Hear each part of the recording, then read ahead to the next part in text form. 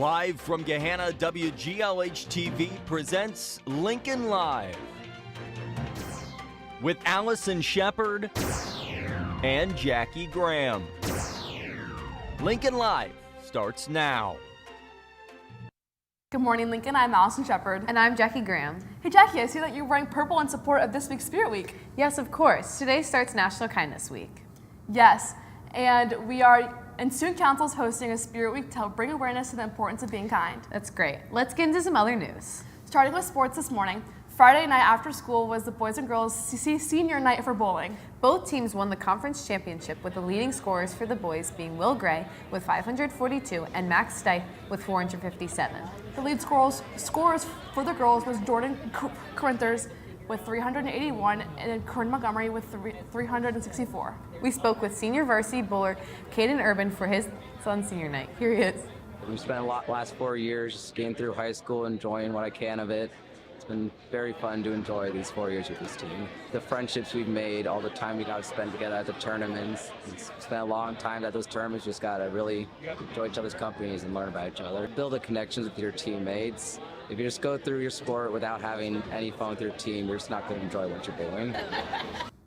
Thanks. On Friday night, the boys basketball team defeated Grove City 76-71. The Lions fought hard all night to come out with this big win. The leading scorers for the night were KJ Renaud with 23 points and Joseph Bodie with 18 points. We caught up with the players after the game to get the insight on how the team is preparing for all week long for the dub.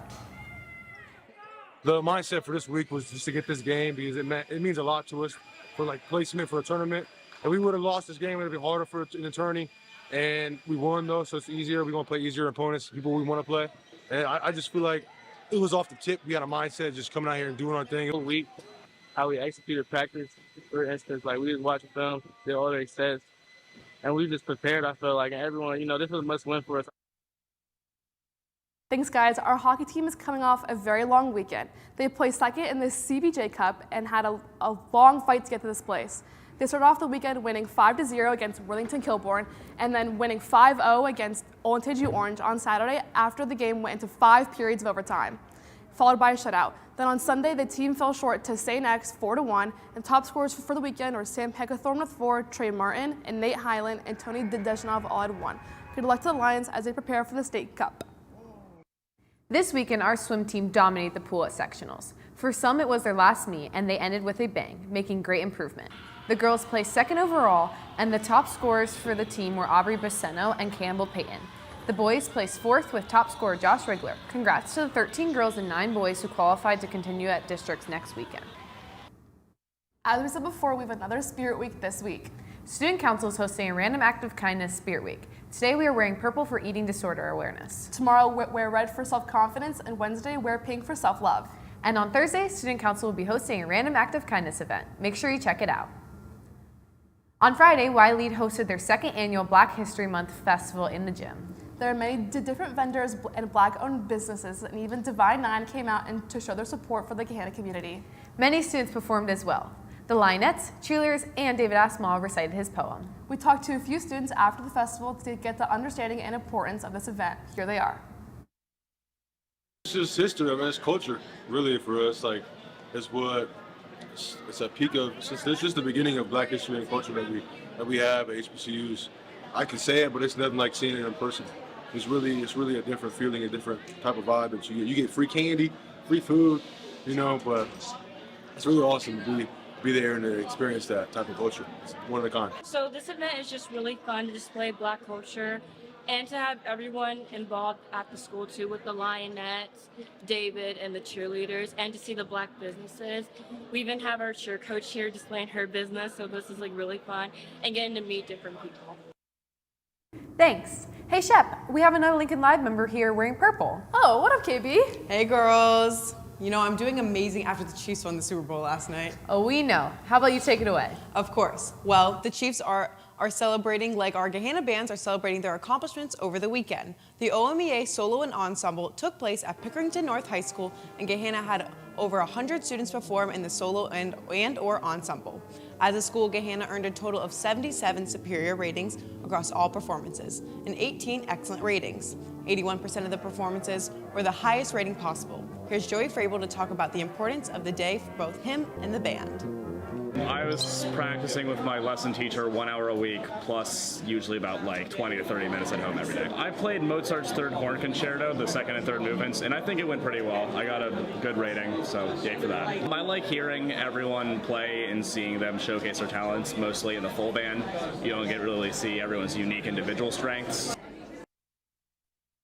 Thanks, Joey, and congrats again. With Valentine's Day coming up in 2 days, couples everywhere are looking for chocolates, cards, stuffed animals, and they're in every aisles. Our Cole Farbizo doesn't have a Valentine, so we asked a couple of his favorites. Here he is. The date is February 12th, and I'm walking into Target with a feeling in the air. Not the cold, but Valentine's Day. This is the time of year I feel rich. I don't have to spend money on gifts, and I don't have to make reservations anywhere. As I'm walking through the aisles and seeing the chocolates, cards, and stuffed animals, it makes me realize I really need to get a Valentine this year. I tried everywhere, then Sheila caught my eyes. Here's Sheila. This is my Valentine. Will you be my Valentine? It was working great until I couldn't take her home with me.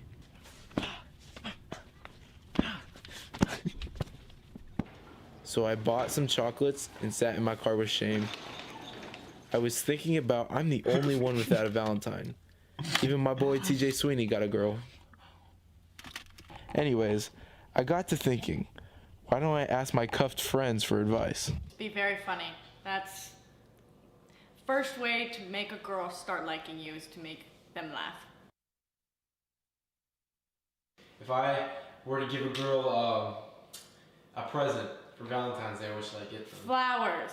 As much as people are like, oh, those are too cheesy. No, every girl loves flowers.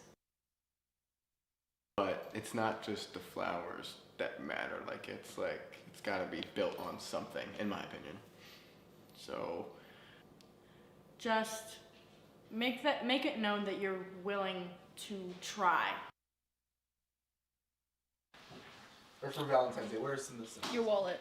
Your Fuji wallet that you forget everywhere. My God. Hygiene, shower, all the above. All right, what Maybe do you think? brush your Justin Bieber hair that you have going on. You get bored too fast. This is true. You're afraid of commitment. Just change everything about you. You want to find similarities that you guys have. It could be personality or interests. I know this sounds boring too, but it's just what has to happen. Thanks, Cole. Well, that's all for me. Back to Shep and Jackie at the news desk. Hey KB, do you have a Valentine? Sadly, no, not this year, but I'm just happy to be with my Galentines at the news desk. Aw, love you too, Katie. Attention all National Honor Society members. We want to remind you that the monthly annual NHS meeting is tomorrow morning before school. Here's NHS Secretary Julie Scherzer with more information.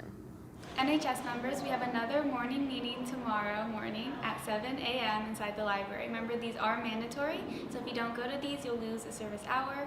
We'll be talking about upcoming volunteering events and other important tidbits, so make sure to be there. Well, Lincoln, that wraps up today's show. But we wanted to show you some of the cheerleaders Soul Train from Friday night's game, which was also Teacher Appreciation Night. Have a good day, Lincoln. Bye.